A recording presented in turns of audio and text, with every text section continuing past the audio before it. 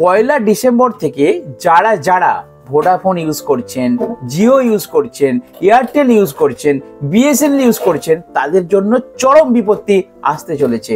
আপনারা এর আগের ভিডিওটা আমার দেখেছিলেন নিশ্চয়ই, সেখানে আমি বলেছিলাম যে ত্রাই থেকে একটা কিন্তু কড়া নির্দেশিকা দিয়েছে যে কোনো মোবাইলের মধ্যে স্প্যাম কল, স্প্যাম মেসেজ, কোনো ফ্রড কল, ফ্রড মেসেজ অর্থাৎ হ্যাকারদের কোনো মেসেজ কল আসা চলবে না।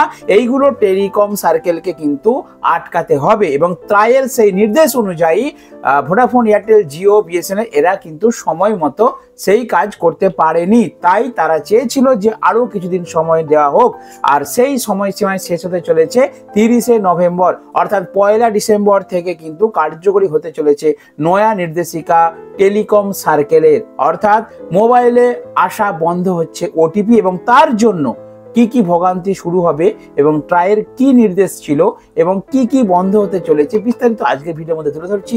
যারা চ্যানেলে নতুন, প্লিজ আপনার চ্যানেলটিকে সাবস্ক্রাইব করে রাখুন, কারণ এই চ্যানেলে আমি রাজ্য সরকার, কেন্দ্র সরকার বিভিন্ন আপডেট খবর শেয়ার করে থাকি। তো চলুন ফার্স্টে এই প্রতিবেদনটি দেখে নেওয়া যাক। আচ্ছা বলি, প্রতিবেদনটি নেওয়া হয়েছে আনন্দবাজার অনলাইন নিউজ থেকে। কি বলা হচ্ছে, 30শে নভেম্বরের পর মোবাইলে বন্ধ হবে ওটিপি।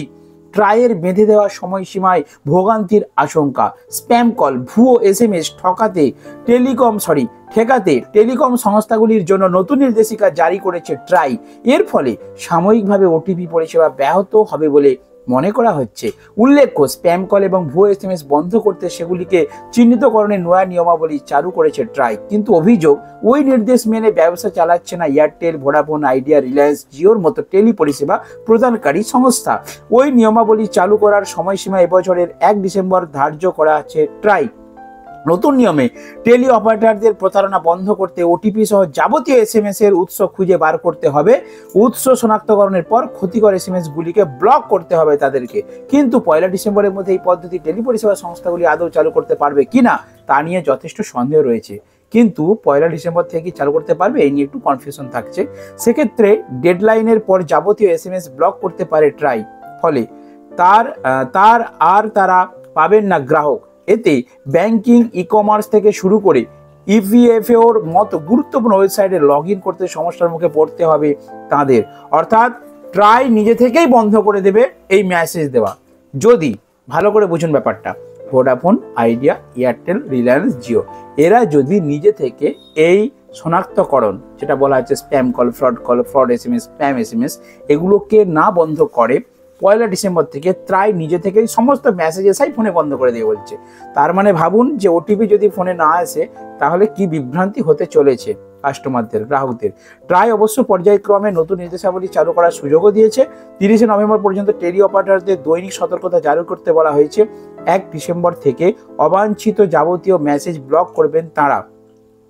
টেলি পরিষেবা নিয়ন্ত্রক সংস্থার দাবি, নতুন নিয়ম উপভোক্তাদের আর্থিক নিরাপত্তা বৃদ্ধি পাবে, তবে ওই নিয়ম চালু করার ক্ষেত্রে ওটিপি পরিষেবা সাময়িকভাবে ব্যাহত হওয়ার আশঙ্কা থাকছে। ভালো করে বুঝুন, এই পরিষেবা চালু হলে অর্থাৎ এই যে ওটিপি আসা যদি বন্ধ হয় তাহলে কিন্তু আপনার আমার মতো গ্রাহকদের চরম বিপত্তি। কারণ আমরা ওটিপি দিয়ে কিন্তু অনেক কিছু কাজ করি। আমরা বর্তমানে ফোনপে, পেটিএম এসবে ওটিপি লগ ইন করে আমরা কিন্তু বিভিন্ন কাজ করি। তো সেক্ষেত্রে আপনার যদি ওটিপি না আসে কিরম ভোগান্তি হবে সেটা আপনারা ভাবুন। এমনকি ব্যাংকে যারা চাকরি করেন, ব্যাংকে বিভিন্ন অফিসে, তো তাদের আইডি লগ ইনের ক্ষেত্রে কিন্তু ওটিপি একটা কার্যক্রম। তো সেই ওটিপি আসায় যদি বিভ্রান্তি ঘটে তাহলে কিন্তু অনেক কাজের সমস্যা হয়ে যাবে। সেই বিষয়ে ট্রাইও কিন্তু লক্ষ্য রেখেছেন, তো তারাও বিকল্প কিছু ব্যবস্থা করবেন। আর যদি এটা বিভিন্ন টেলিকম সার্কেল অর্থাৎ ভোডাফোন, আইডিয়া, এয়ারটেল এনারা যদি নিজে থেকে এই বিষয়টাকে ক্লিয়ার করে নেন, যদি ঠিকঠাক করে নেন সফটওয়্যার, তাহলে এই প্রবলেমটা অনেকটাই কিন্তু সলভ হয়ে যাবে। অর্থাৎ সবই হবে গ্রাহকদের সুরক্ষার জন্য। অনেকের অ্যাকাউন্ট থেকে ফ্রড হয়ে টাকা চলে যাচ্ছে ওটিপির কারণে, বিভিন্ন এসএমএস এর কারণে, ভুয়ো কলের কারণে। তো সেইগুলো কিন্তু বন্ধ হবে, গ্রাহকদের নিরাপত্তা বাড়বে, পাশাপাশি কিন্তু ভোগান্তি হবে। তবে যে কোনো সিস্টেম আপগ্রেডেশনের ক্ষেত্রে যখন আপগ্রেড হবে সফটওয়্যারটা, যখন প্রথম লঞ্চ করবে তখন কিন্তু কাস্টমারদের একটা ভোগান্তি হয়, বাট সেটা কিন্তু ভবিষ্যতে অনেকটা ভালোর জন্যই করা হয়। অর্থাৎ আপনাদের সুরক্ষা কিন্তু আস্তে আস্তে বাড়বে। তো আমি আনন্দবাজার অনলাইনটা খুলতেই এই প্রতিবেদনটি দেখতে পেলাম, তাই ভাবলাম বন্ধুদেরকে শেয়ার করি, কারণ এটা খুবই এসেনশিয়াল গুরুত্বপূর্ণ একটি বিষয়। তো চলো বন্ধুরা, আজকে ছোট্ট ভিডিও এখানে শেষ করলাম। তো চিন্তা করবেন না, এই সমস্যার কিন্তু সমাধান হয়ে যাবে। দেখা হবে বন্ধুর সাথে নেক্সট ভিডিওতে। বন্ধুরা ভালো থাকবেন, সুস্থ থাকবেন। আর যারা যারা এখনো চ্যানেলটিকে সাবস্ক্রাইব করেনি, অবশ্যই কিন্তু চ্যানেলটিকে আমার সাবস্ক্রাইব করে রাখুন, কারণ সবার আগে আমি এই চ্যানেলে আপনাদেরকে রাজ্য সরকার, কেন্দ্র সরকারের বিভিন্ন সরকারি স্কিমের আপডেট খবর শেয়ার করে থাকি।